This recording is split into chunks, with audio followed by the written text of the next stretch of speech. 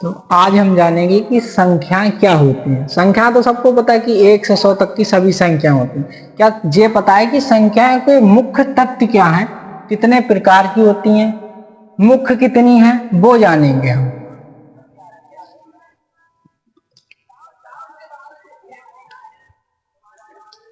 तो पहला मुख्य प्रकार क्या है संख्या का? पहला होता है प्राकृतिक संख्या। प्राकृतिक संख्या,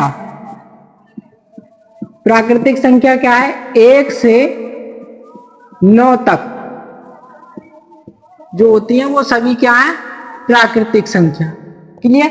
1 से 9 तक की सभी संख्या प्राकृतिक संख्या कहलाती हैं। बस दूसरा पॉइंट मुख्य क्या है हमारा? पूर्ण संख्या है कि पूर्ण संख्याएं क्या है? पूर्ण संख्याएं जो होती हैं उसमें 0 शामिल होता है।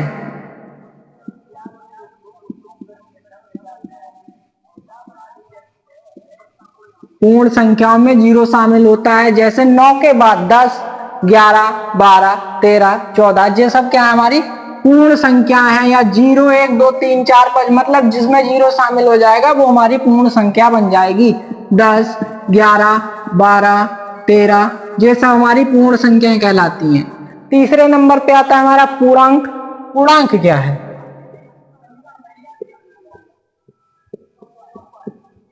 पूर्णांक हमारा 2 तरह का होता है। एक होता है धनात्मक,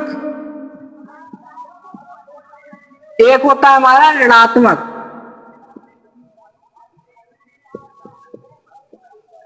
जो धनात्मक हमारा पूर्णांक होगा वो हमेशा हमेशा पॉजिटिव में आता है, मतलब प्लस में आता है। जैसे 1, 2, 3, 4 ये क्या है? हमारा धनात्मक। जो ऋणात्मक होगा वो हमेशा हमारा नेगेटिव में, मतलब माइनस में आएगा। -1, -2, -3, -4। उसके बाद आता है हमारा चौथा नंबर आता है संख्याओं का कि सम संख्या क्या है? सम संख्या। जो सम संख्या होती है वो होती है हमारी जो 2 से भाग हो जाए। 2 से भाग होने वाली संख्या वो क्या कहलाएगी? सम संख्या। इसके उदाहरण देखेंगे 2, 4, 6, 8, 10 आगे भी हो सकता है।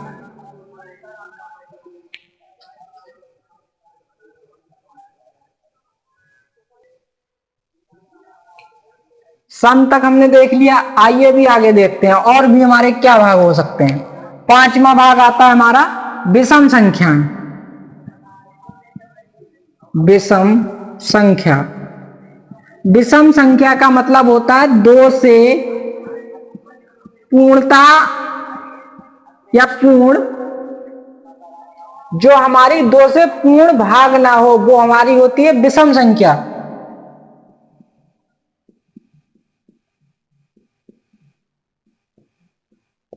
जैसे 3, 5, 9, 12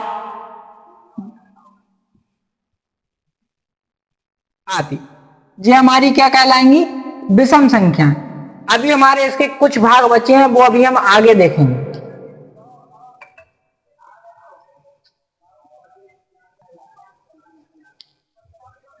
अभी हमने 5 भाग देख लिया। प्राकृतिक संख्या, पूर्ण संख्याएं, सम संख्याएं, विषम संख्याएं, अभाज्य संख्याएं, पूर्णांक। अब हम देखते हैं अभाज्य संख्या क्या होती है। 6 नंबर आता है हमारा अभाज्य। अभाज्य संख्या क्या होती है? अभाज्य संख्या स्वयं तथा 1 से भाग होती है।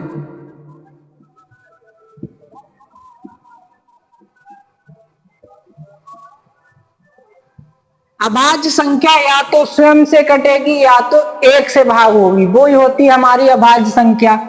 इसके एग्जाम्पल देखेंगे जैसे 3, 5, 7, 11, 13 आगे और भी हो सकती है। इस तरह की हमारी अभाज्य संख्या कहलाती हैं। अब इसका हम एक भाग और देखेंगे 7वां।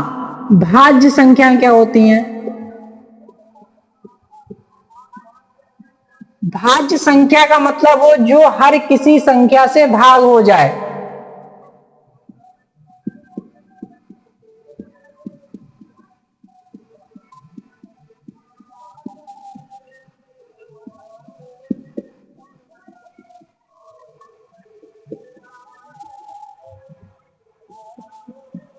जैसे देखेंगे हम इसका 12, 18, 20, 108, 116, ये सब क्या हमारी भाज्य संख्या कहलाती हैं। अभी हमारे कुछ इसके भाग और बचे हैं मुख्य, जो अभी हमें पढ़ने हैं, वो हम आगे देखते हैं। 8वां भाग हमारा होता है कि परमेय क्या होता है, अपरमेय क्या होता है।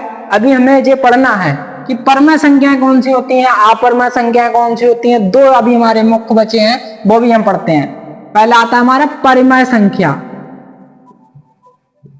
परिमेय संख्या, परमेय संख्या का मतलब होता है जो भिन्न के रूप में लिखा जाए, P/K के रूप में लिखा जाए।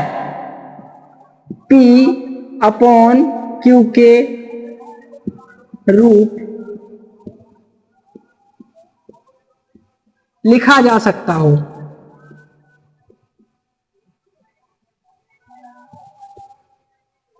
अर्थात भिन्न के रूप में लिखा जाए।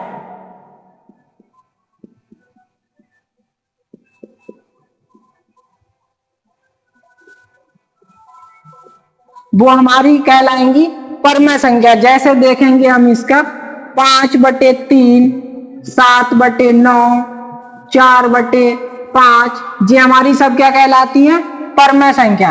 अब बात आती है अपरमेय संख्या कौन सी होती है, जो हमारा लास्ट बचा है इस टॉपिक का। ठीक है, लास्ट देखेंगे हम 9वां पार्ट, अपरमेय। अपरमेय संख्या, अपरमेय संख्या जो P/K के रूप में ना लिखा जा सकते, मतलब भिन्न के रूप में ना लिखा जाए, वो कौन सी हमारी होंगी, अपरमेय संख्या कहलाती हैं। जो परमेय संख्या होती है उसमें जीरो नहीं हो सकता। परमेय संख्या में एक चीज और लिखेंगे कि जीरो नहीं होता है। जो परमेय संख्या है उसमें हमारा जीरो नहीं होता है। अपरमेय संख्या वो होती है जो P/Q के रूप में नहीं लिखी जाती।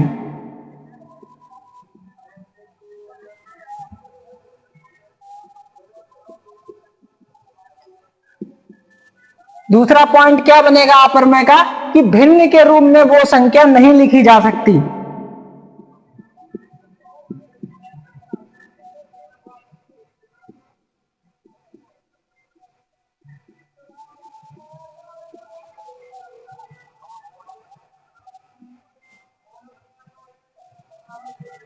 इस तरह हमारे गणित में संख्याएं कई प्रकार की होती हैं, जिनके हमने मुख्य तत्व पढ़े वो हमारे होते हैं पूरे। मिलते हैं एक नए वीडियो के साथ, नए टॉपिक के साथ, तब तक के लिए बाय बाय।